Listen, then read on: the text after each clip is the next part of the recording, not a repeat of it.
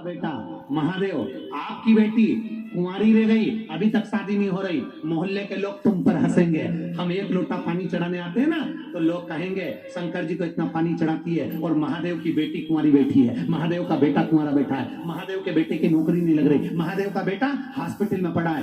अपना बेटे का नाम मत लो कि मेरा बेटा बीमार पड़ा है, मेरे बेटे की नौकरी नहीं लग रही, मेरे बेटे की शादी नहीं हो रही। जिस दिन तुम्हारे मुंह से निकलने लगेगा कि मेरे बाबा के बेटे की शादी नहीं हो रही, मेरे महादेव की बेटी की शादी नहीं हो रही, फिर उसका हो जाएगा, फिर वो जाने, उसके बाद उसका काम जाने। पार्वती मैया ने जितनी बार बोला कि मेरे पुत्र गणेश की शादी कब होगी, मेरे पुत्र गणेश की शादी कब होगी, तब तक गणेश की शादी नहीं होने दी भोलेनाथ ने। जिस दिन पार्वती जी ने कह दिया बाबा शंभू भोलेनाथ आपका बेटा है गणेश, उसकी शादी होना चाहिए, शंकर भगवान ने कहा पार्वती तू गणेश जी की शादी पहले क्यों करना चाहती है? माँ तो माँ होती है, बहुत चतुर होती है, उसको मालूम है कार्तिकेय तो दिखने में अच्छा है पर गणेश जी को तो हाथी का मुंह लगा है, इसको लड़की कौन देगा? जिसको हाथी का चेहरा लगा हो, गज का चेहरा लगा हो, हाथी का मुंह लगा हो, उसको लड़की कौन देगा?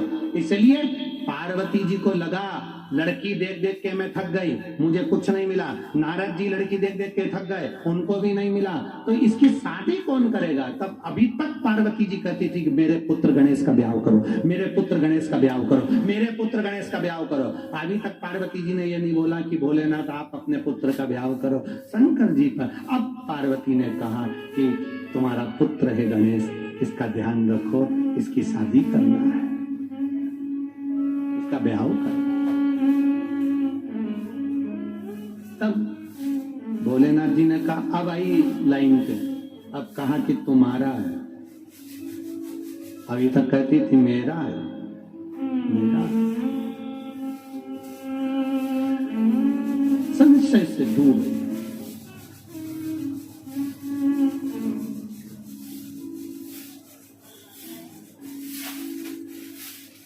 ध्यान दो,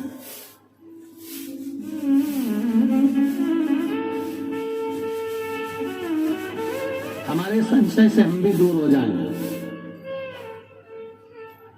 जो कुछ दिया है मेरे मालिक ने दिया है, मेरे सरकार ने दिया, मेरे भोले ने दिया, मेरे दातार ने दिया, हमारा है क्या? क्या है?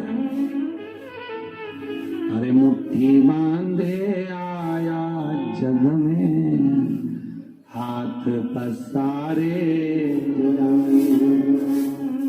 क्या तू लेकर आया जग में, क्या तू लेकर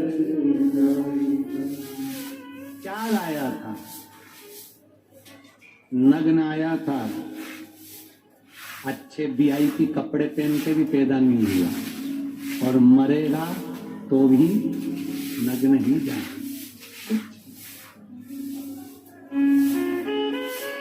पड़ा रहेगा सब।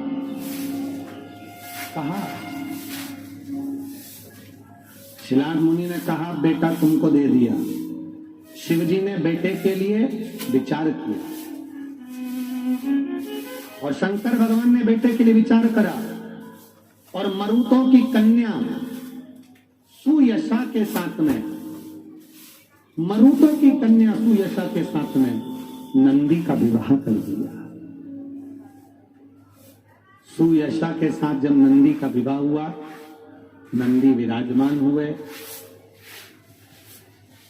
एक दिन नंदी ने भगवान देवादिदेव महादेव से प्रार्थना की। नंदी शिव जी से कहा आपकी ये बहू आ गई है, इसको मैं कहां रखूंगा, कहां रखूं मैं इसको? शंकर भगवान कहते हैं सुनो नंदी, मैं पार्वती जी को अपने साथ शिवलिंग में जलाधारी के रूप में रखता हूं। आप सुयशा को जिस जगह पर आप बैठोगे, बैठने की जो जगह होगी आपकी, वो सुयशा का स्थान कहलाएगा। जो नंदी का स्पर्श कर कर मुझ पर जल चढ़ाने के बाद नंदी का स्पर्श कर कर जाएगा, वो यश अपने साथ लेकर जाएगा, वैभव अपने साथ लेकर जाएगा। सहजता नहीं है नंदी का स्पर्श। बोल बम का नारा है।